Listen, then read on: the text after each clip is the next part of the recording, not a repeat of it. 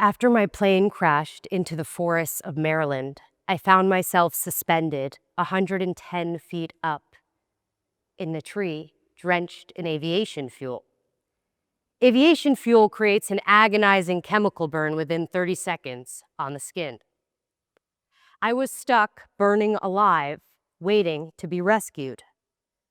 The seat belt digging into my hips presented an impossible choice: unbuckle, relieve the pain, and plummet to a near certain death, or fight for my own survival and keep my dreams intact. I chose to burn and live. But how'd I get in that tree? It began with a different type of journey, a startup. During law school, I successfully sued my landlord, and then I created a company called RentCheck, making renting fairer. By August 2020, RentCheck was a team of 6 people. It's the height of COVID. My coworkers and I decided to meet at one of our investors' homes in Chesapeake City, Maryland. After work, we decided to fly our investors' paraplane. I was excited to have a novel experience. It became very novel. Do you know what a paraplane is? It's a flying lawn chair that can go upwards of 2,500 feet with an exposed cockpit, an engine, and a gas tank. The best part? No license or training required. It's not necessary.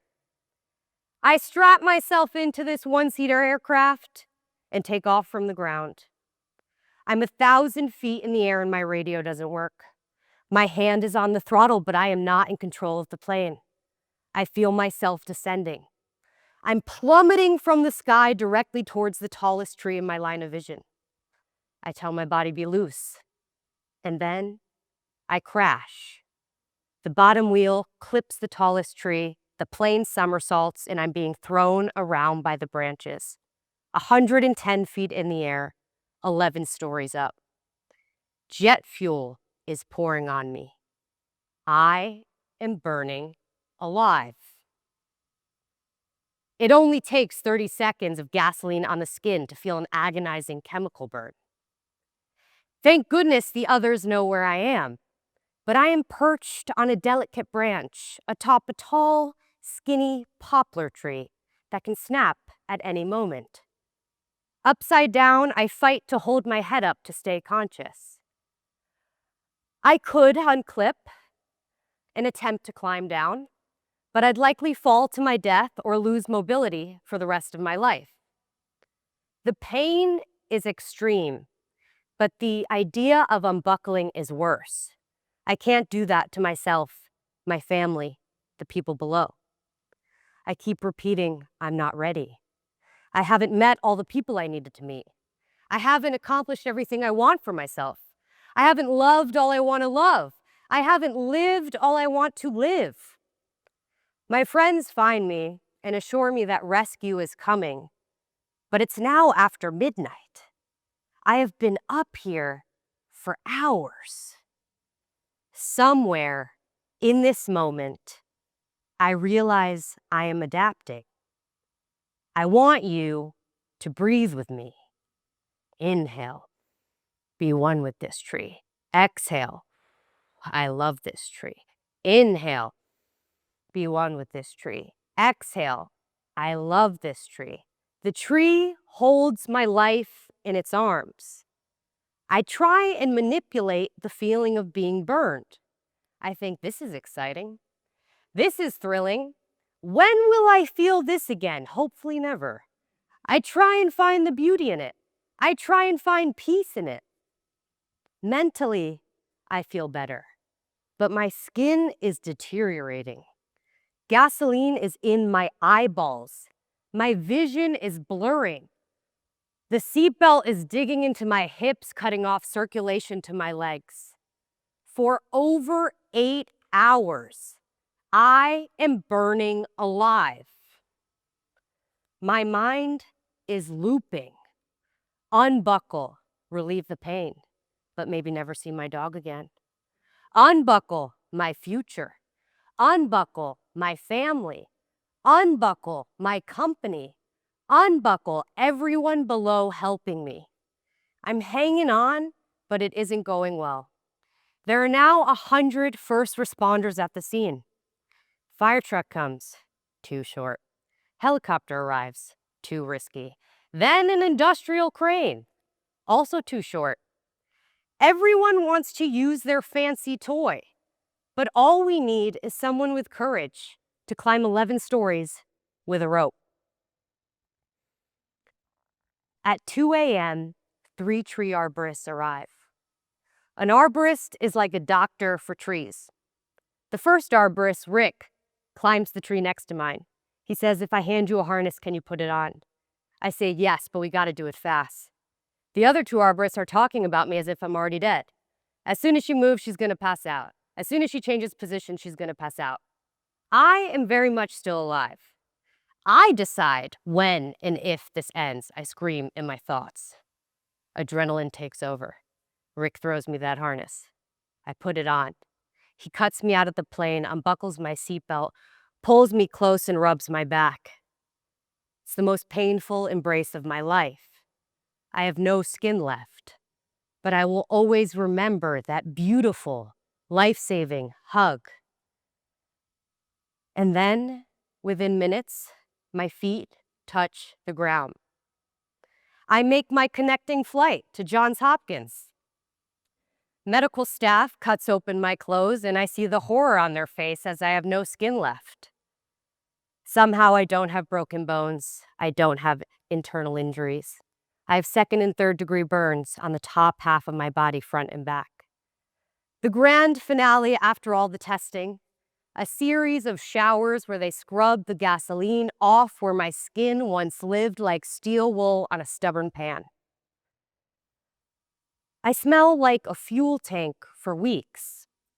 It triggers me to remember the painful crash over and over again. And remember, it's the beginning of COVID. I'm in the ICU burn unit with no skin, alone, highly immunocompromised. This means no visitors, no care packages, no seeing my dog, Tyson Chandler, named appropriately after NBA's 2012 Defensive Player of the Year, Go Knicks. My only human contact?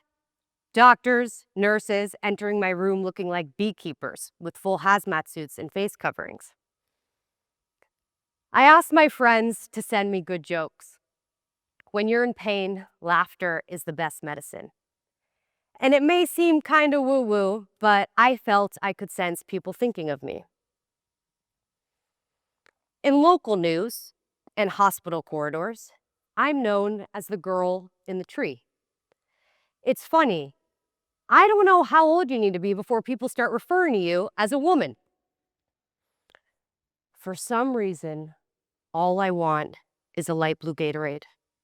As a former athlete, I need the blue frost liquid to soothe my body and my mind. But there's no Gatorade in the entire hospital. And with COVID, they're not accepting deliveries. Social workers talk to me about the seriousness of my trauma.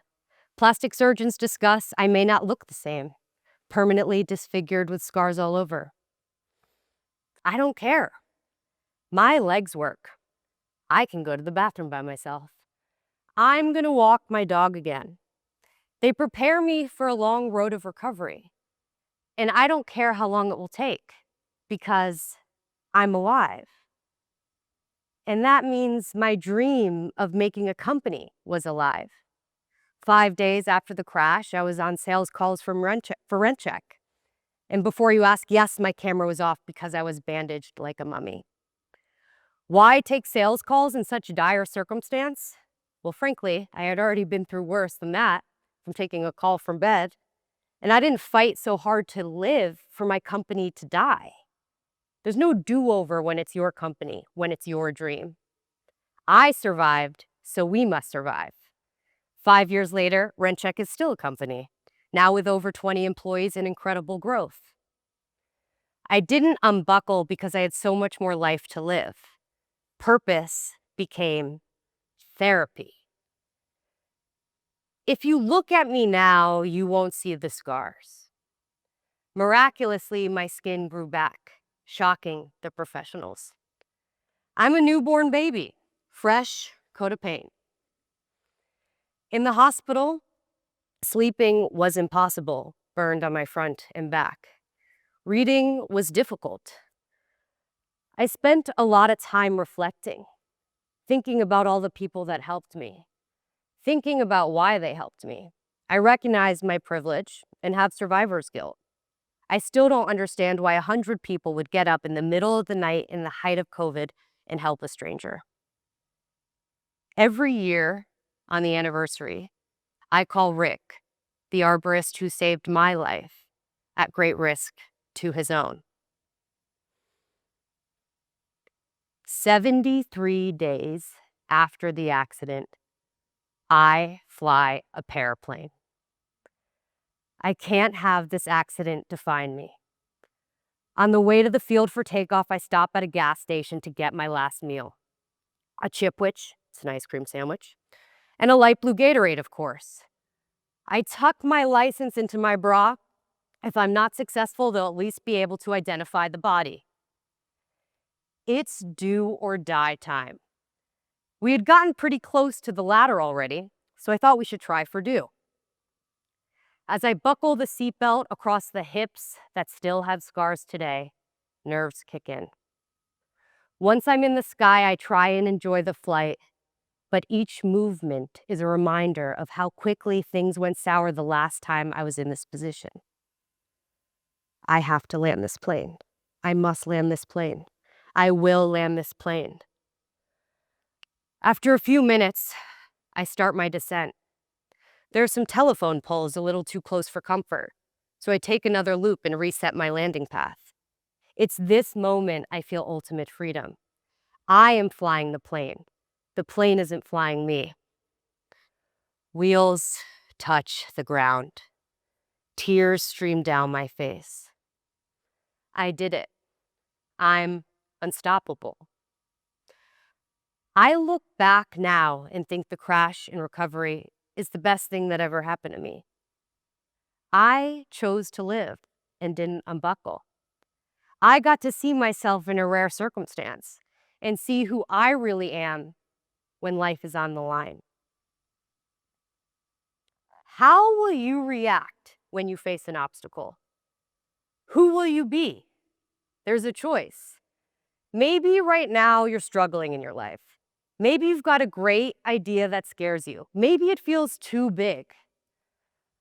I'm here to say, chase the dream. Take the trip.